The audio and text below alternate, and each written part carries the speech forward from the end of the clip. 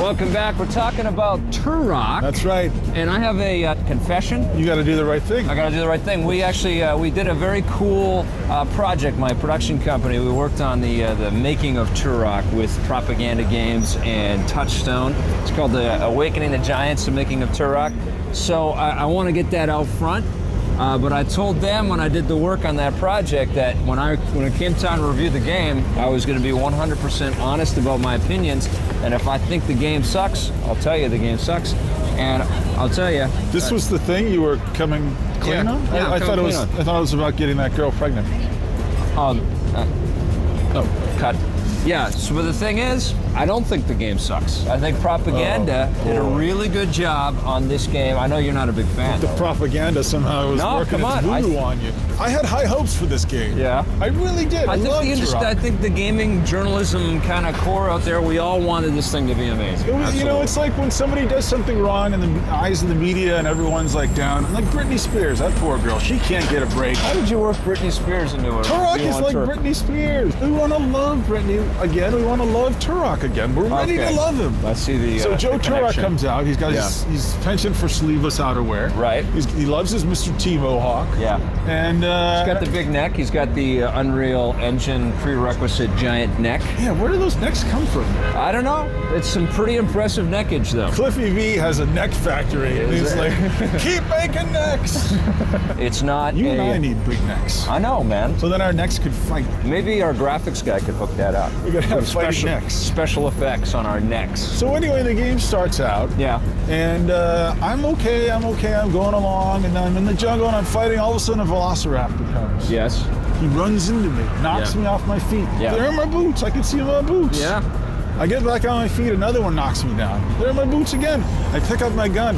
And because the aiming sensitivity is ratcheted up so high, I'm swinging around like this. You can adjust that. I know, I'm getting to that. All right, okay. The next thing, the screen goes a little red, then a little more red, then suddenly it's like Kool-Aid. Even when I ratcheted it down all the way to the lowest sensitivity, I still had trouble hitting guys. There are definite issues with the game. But what I did like about this game quite a bit was the mix of the AI opponents. I like the fact that you do have dinosaurs that come out, and I like that there's different types of dinosaurs fighting each other.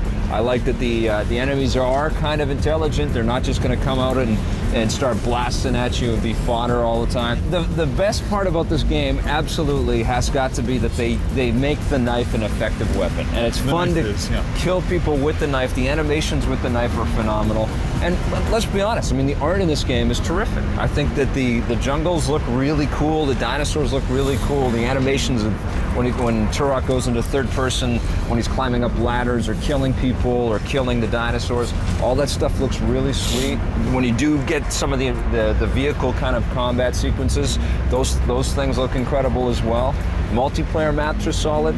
What I liked is the fact that dinosaurs randomly just cruise around the battlefield. You get the flare gun and shoot a flare gun at somebody. There's nothing better than seeing some guy getting ganked up by a dinosaur while you just clean up after him. I'm hit. I like this game a lot. You know, I think it's a very, very solid game. And I think first-person shooter fans should give it a shot. What are you going to get Turok? I'm not going to be nice. Yeah, you give your score, man. You be honest. 6. 6 out of 10. Wow. I'm giving it an 8 out of 10. Good game. Hey, stick around. We're coming back with a brand new Sonic game for the Wii. It's called Sonic Riders Zero Gravity.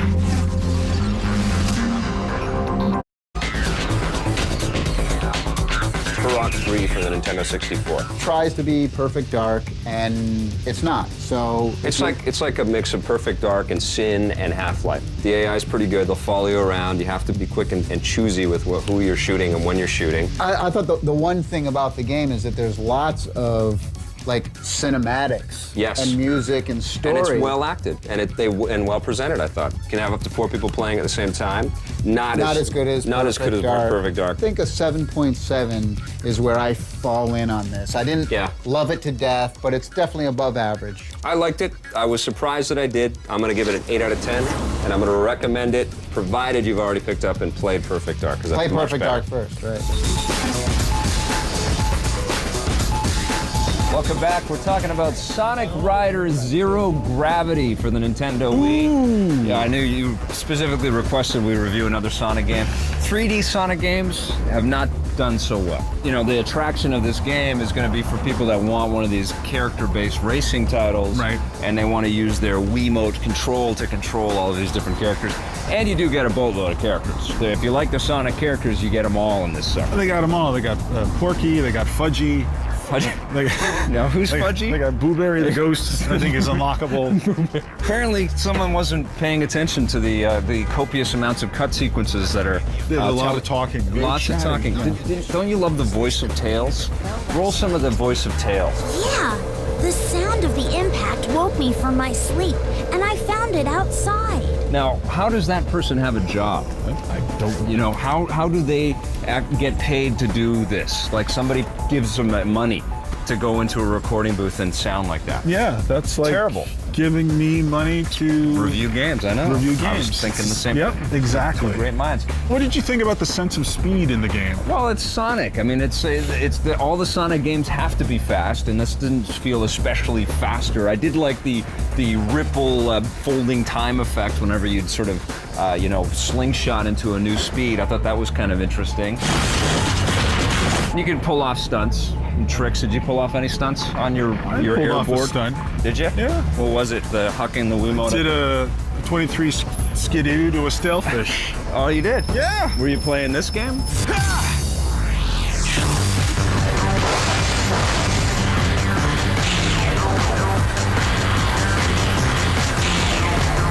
So Sonic has a piece of jewelry, magic jewelry. I know you wear a lot of jewelry. I do. What do you have? What are you wearing right now? Just my wedding ring. I got my belly ring in today. Oh, you got you. Anyway, he has a bracelet that allows him to alter gravity. Yeah. But I mean, what ends up happening is you wonder how this little character who has nice sneakers, a penchant for running, why does he need this hoverboard at all? I call him the blue blur. Well, why does the blue blur need to have a hoverboard? Right. No online play. Multiplayer, split screen, but no online Even though play. At this point, Nintendo has opened the gates for developers to start including online play into the games. So that seems a little inexcusable to me. I've loved the 2D Sonic games since they first came out back on the Genesis days, and I've liked the handheld, Sonic's the 2D kind of esque ones. But they just can't get this 3D stuff right. Would you say wait for Mario Kart just to come out? Well, listen, man, there's a lot of fans of Sonic out there, okay? And Who are these people? I don't know, they keep buying the games. They keep picking them up all the time. People are crazy. I know, they support this thing. And out of all the 3D Sonic games, this is not my least favorite, so that's my glowing endorsement of this. But it's not terrible, and if you got friends that also like Sonic and want to play it together, you can have an okay time. I'm going to give it a 6.5. I'm going to give it a 6. Today in Hardware, we're talking about Hori's fighting stick. It's called the EX2, and if you own a 360 and you own Dead or Alive, or you own Virtua Fighter Online, or even if you download Super Street Fighter 2 HD, right, you can pick up that sucker for sure. And there's a bunch of old classic arcade games that actually seem to make sense to be played with the joystick. Remember joysticks? They used to Championship Edition. Oh my God, I love that game. Try that out. I love it. I love it. So this is a robust, well-built fighting stick. It's got all the buttons that you could ever want. Like, what is there, 10 buttons on this sucker? There's about 80 buttons on it. I couldn't count that high. I pressed them all. If you're into buttons, you got want the turbo modes. It's a solidly designed fighting stick. Unfortunately, you can't really, unless the games already come with it, you can't really customize the layout. So you may find some fighting games that work better with the stick than others, which is a bit of a drag. I think you got to be pretty hardcore because these things aren't cheap, right? They're not cheap. It's like $80 or something? 80 to 90 bucks you're going to drop for this. And not only are they not cheap, they also take up quite a bit of real estate in your house. So yeah, I'm going to not recommend it with an asterisk. I think if you are hardcore on the arcade experience, you probably want to pick something It's a niche market that's going to be excited by this. Not everybody needs it. Not recommended with an asterisk as well. All right, stick around. When we come back, we're looking at a bunch of kids' sports games for the Nintendo Wii. For the whole family. For the whole family. Yeah, that's a better way to say it.